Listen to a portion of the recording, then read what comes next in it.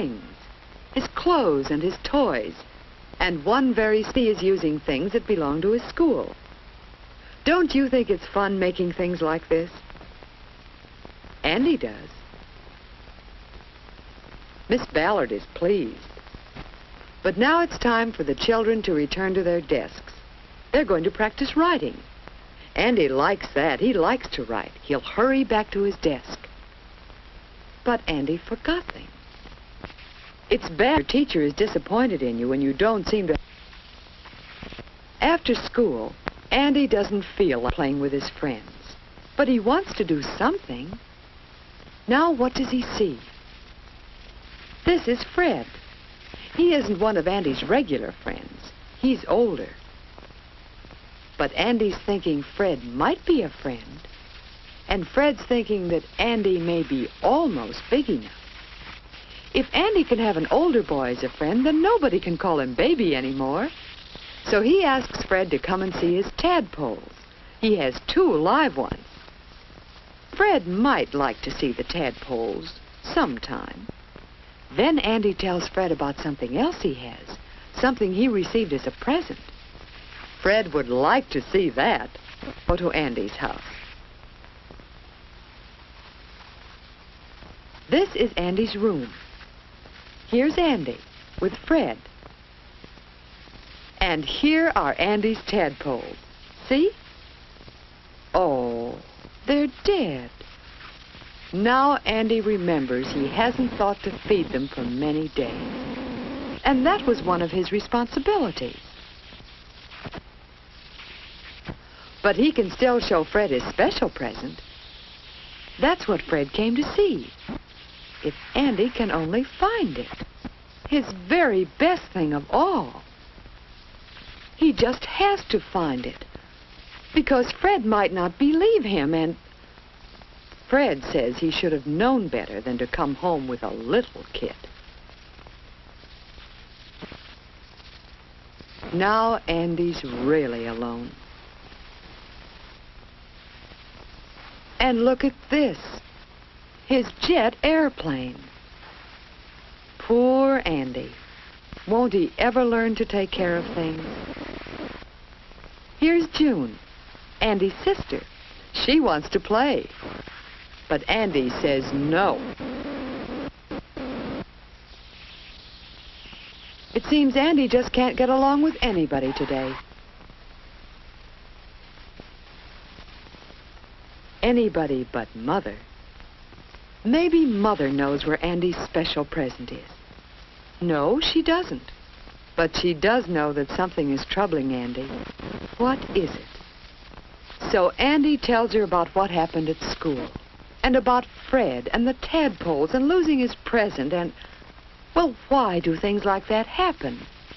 Mother says, well, Andy, why do you think? Because Mother knows, and Andy knows, and we know that those things happen because Andy hasn't learned to take care of things. Now June is having trouble with her things. Gretchen's head has come off, and June wants Mother to fix it. Suddenly, Andy says, let me fix it. Right now, he's going to start showing that he can take care of things. Don't you suppose Andy is glad to do something to make up for being so mean to June? Besides, it's fun fixing things. When you're through, it's more fun to know you've done a good job. And it's fun to see how much people appreciate it. Now Andy knows he has friends. He thinks he can fix that jet airplane, too. But some things can't be fixed. And no fixing will find things you've lost, such as Andy's favorite present. No, Andy will have to take care of his things all the time. He'll begin right now by putting his jacket and cap away where they belong. Then he'll know just where to find them tomorrow morning.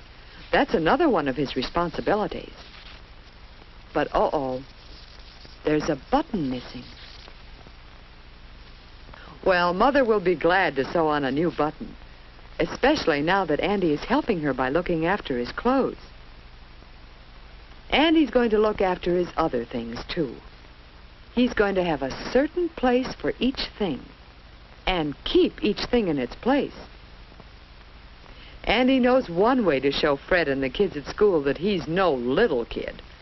And he's really quite grown up. Ever since then, Andy's been thinking about how grown up it is to take care of things. When he cleans up his wagon, he thinks about how often he sees the firemen working over their fire engines and equipment to make sure everything is always ready to use. Andy has some new fish in place of his tadpoles. When he feeds them, he thinks of Cousin Len, who helps his father take care of the cows on his dairy farm, where Andy likes to visit.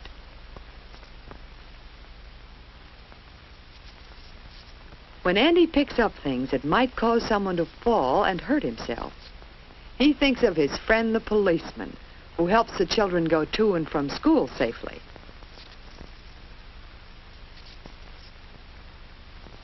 Andy has learned, too, that some things break very easily.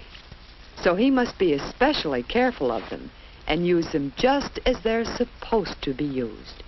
That's being grown up, too. Many men work with things made of glass and with other things that have to be handled very carefully. Some things that are fun to do are also messy. But Andy has learned to clean up the mess as soon as he's through. After all, doesn't Mother spend a great deal of time washing dishes and cleaning up after the family has eaten? And when Father does his jobs about the house, doesn't he clean up and put away the tools?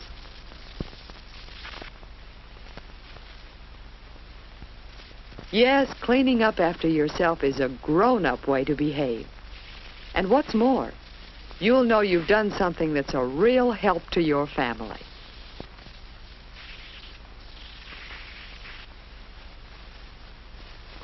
Taking care of things is a real help at school, too. You just know Miss Ballard appreciates Andy's help. And nobody thinks of Andy as a baby anymore. Everybody likes Andy. Today, Andy and June are having fun helping Father take care of the yard. But what is Andy so excited about? Do you know what? He's found his special present. What do you suppose it is? It's a camera. Andy's own camera that he got on his birthday. Of course, it's a little dirty. Andy should never have left it outdoors. Can they fix it? Father thinks they can fix it this very afternoon. In a little while, the camera is fixed. What's more, now that Andy has shown that he can be responsible for taking care of things and using them properly, Father thinks he's big enough to use the camera and take real pictures. Andy wants to take a picture of Fred, the boy who came to see the camera the day Andy couldn't find it. Remember? Now Fred is glad to play with Andy. He knows that Andy is not too little to be a friend. If you want people to know that you're growing up, learn how to take care of things. You'll have more fun, too.